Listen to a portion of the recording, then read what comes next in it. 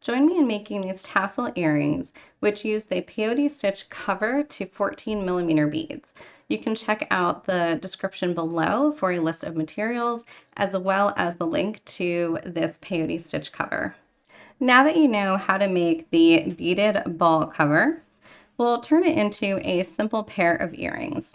We'll use the ball, we'll add some fringe at the bottom, and we'll also add some fun beads on here.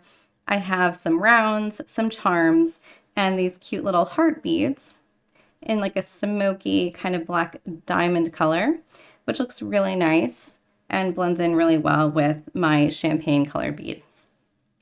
So go ahead and grab yourself a few different beads to work with, a nice pile of seed beads, and you want, of course, 2 matching beaded balls, and then we'll start making some earrings.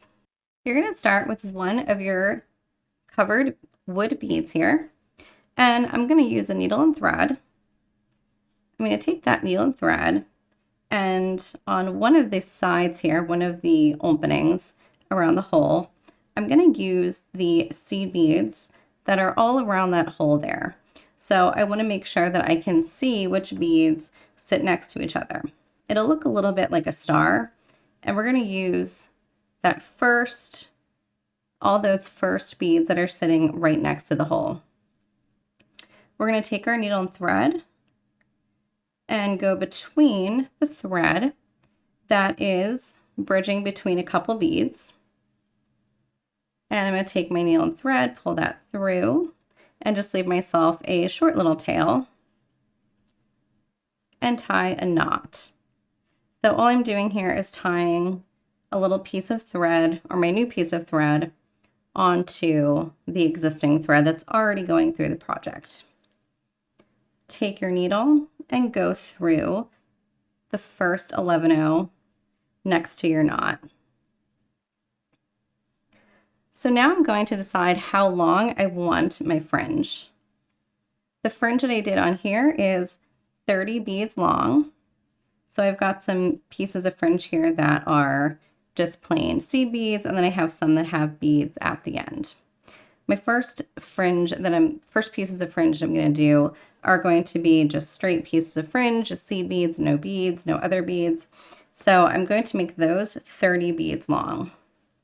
You can, of course, do whatever you want. You can make them shorter, longer. You can stagger them and make them all different, or you can make them all the same, like I am here in this video. So coming out of one of my 11-0 seed beads, I'm going to pick up 30 beads. I like to pick them up in groups of 5 because that's just easy for me to count. I don't even have to really count when I do it because I can just visually quickly see what 5 looks like.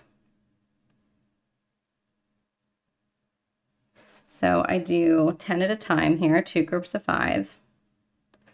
And I have one more group of 10 to do here.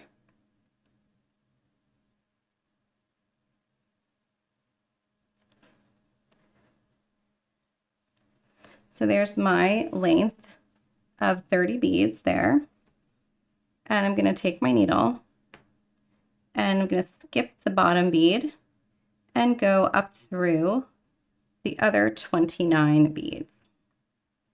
And as you do this, you want to make sure that you're pulling your thread. You don't want to pull too tightly so that there's no slack and there's no movement in your piece of fringe, but you want to pull tight enough so that you get any of the extra thread out. You pull that tight enough that you don't have a lot of extra thread there.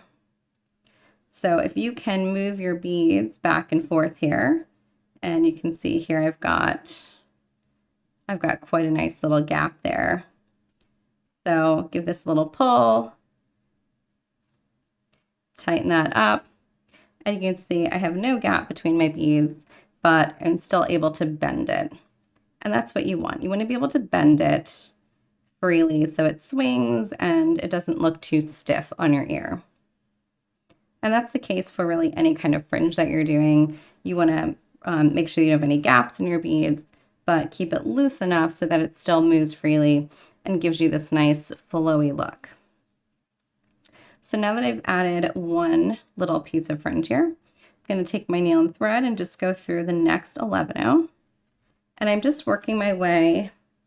You can work clockwise or counterclockwise. I'm just working my way around the hole in my wood bead. So working my way around all of these seed beads here, directly around the hole. So I've gone through the next 11 row, and I'm going to pick up another 30 beads and repeat the same steps, and then go through the next 11 row. And I'm going to do this to all of the beads that are sitting directly around the hole here in my wood bead. So I'm going to do a few more of these and show you what that looks like. You can see here that I'm about halfway around the hole here. So I've added about half of the pieces of fringe here that I need to add, and I'm going to keep going. So yours should look a little something like this at this point. It's not very full, so we're going to finish this round, and then we're going to add onto it and make this a little bit fuller. So just want to make sure that you guys are on the right track and let you know what that looks like when you're about halfway through. Once you finish adding your first round of fringe, we're going to add the second round. And the second round is going to be built off of the fringe we already have. And we're going to add some beads to the bottom of it to make it a little heavier, to weigh it down, and to give our tassel earring a lot more sway and a lot more body at the bottom there. So to do that, we're going to take our needle and thread wherever it's coming out. It should be coming out the top of that last piece of fringe that you added. And we're going to go down through the next piece of fringe, through the first 5 beads. Now you can adjust the numbers here that I give you. I'm going to tell you what I'm doing, but you can always adjust this so you can go down through more or less beads. You don't have to go through 5. You can go through 3, you can go through 7, whatever you want to do. Test it out and see what you like, and just make a note of how many beads you're using so that you can stay consistent. So for me, like I said, I'm going to go down through the first 5 beads on this piece of fringe, and then I'm going to pick up 20 seed beads.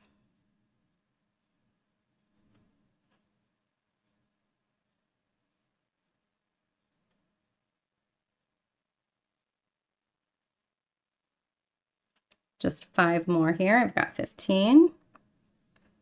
And I just need 5 more. And now I'm going to pick up one of the beads that I want to add at the bottom. I'll start with one of my little hearts here. And I'm just going to go through that heart bead. Add that to the rest of my beads here on the fringe. Pick up one of my seed beads. And then go back up through the heart and the rest of the beads on this fringe.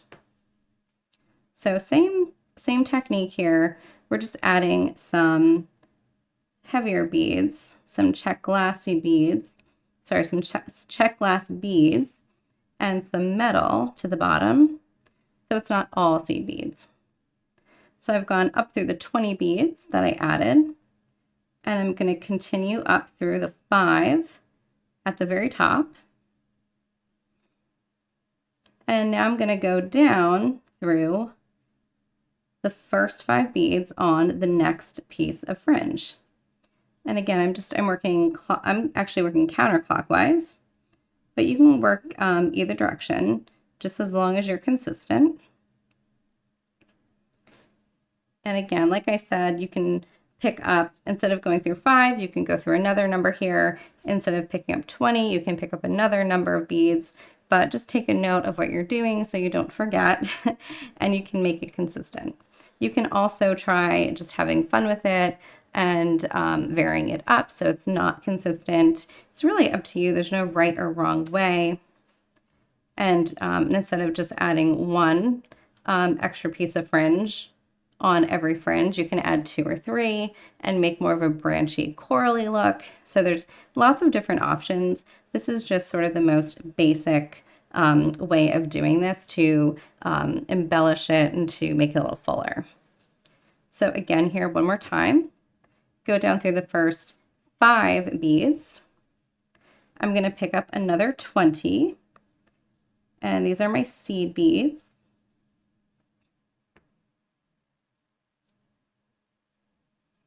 So I've got 10 here.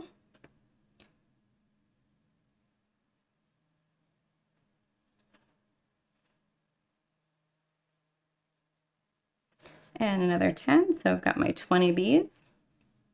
And then I'm going to pick up another bead. These little metal charms here have a little loop at the top. So I'm going to just go through the loop at the top of the bead and then up through the seed beads on my fringe. And I'm going to continue doing this all the way around, adding a second branch to each piece of fringe until I come all the way back to the beginning. And again, like we did with the first pair or the first row of fringe, we want to make sure that as we pull our thread, we don't have any extra thread showing, we don't have any gaps between our beads, but we don't want to make it too tight that it's not able to move freely and kind of sway on our ear. So I'm going to go ahead here and complete my second row of fringe and show you what that looks like. So you can see here now that I have my fringe completed, and all I did at the very end was just tie off my thread, and I cut it so I can burn it down once I'm completely done with my project. All I have to do now is decide how I want to hang this or affix it to something. You can, if you want to, because it is a bead with a hole, you can take a head pin through it and you can hang it that way, or you can put a wire guard or a little loop at the top. So I'll show you how to do it that way, because that's what I prefer to do. So at the opposite end here, at the other side of the hole in our bead, we're going to start out kind of like we did with the last side, and we're just going to find a place to attach our thread. We're going to take our needle and thread, and you can either go through a bead or you can go through the thread connecting between the beads, and you're just going to do a little knot here, do a couple here to secure it, and then pass through your bead through one of those 11-ohs. I'm going to pick up 2 of my seed beads, and I'm going to pick up a wire guard, and you're going to go through one side of the wire guard, and then you're going to take your needle and go down the other side of the wire guard, and you want that thread to sit in the wire guard, so it's going to sit in that little trough sitting sort of at the base of your U shape. Pick up 2 more seed beads, and then we're going to go to the 11-oh seed bead that's across, that's directly opposite from where we attach the other side of our loop with our wire guard, and go through that seed bead on the opposite side. Go up through our 2 seed beads again and go through the wire guard and give it a little pull here just to get any excess thread out of the way. And we're going to go down the other side of our wire guard again through the 2 beads. Again, making sure that that thread sits in the wire guard. And then we're going to go through the 11-oh again on the bead. And I'll reinforce this one more time. Go through the 2 seed beads, over the wire guard. On the other side of the wire guard here, we'll go down through the wire guard and the 2 seed beads.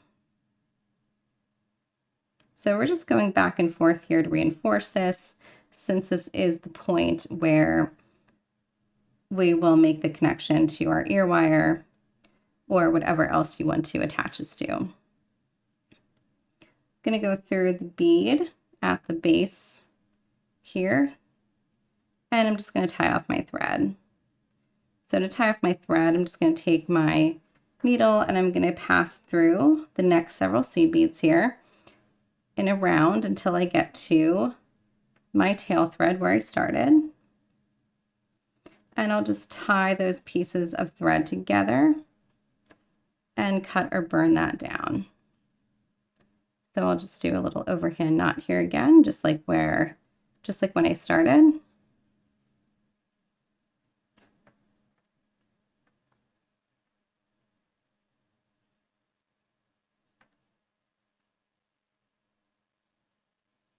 And I'm going to take my thread burner and cut right through that thread and burn it down a little bit to melt my thread. And I'm going to do it to the other side here, to the other knot here. And then that should help keep your project together and to prevent any of those knots that you made from coming undone. So now I have 2 fun earrings. The final step is going to be attaching the covered ball and fringe to an ear wire so that we can make this a functional pair of earrings. You have a couple options here that I pulled out. And the first one here is just a simple little fish hook ear wire that is very easy to use. All we're going to do here is take the end with the ball and lift that up a little bit, and then slide our earring here using the little wire guard there onto the end of the earring, and then close it back up. And you can see it's very simple and it doesn't have a lot of pizzazz going on at the top. It's just going to keep your focus down here.